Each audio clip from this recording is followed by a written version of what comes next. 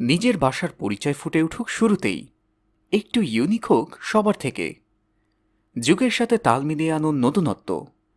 নিজের একটা আলাদা পরিচয় ও রুচির ছোঁয়া থাকুক নেম প্লেটে। যে কোনো নাম কিংবা লেখা দিয়ে ইচ্ছামতো রং বাছাই করে বানিয়ে নিন নিজের জন্য, কিংবা উপহার দিন প্রিয় কাউকে।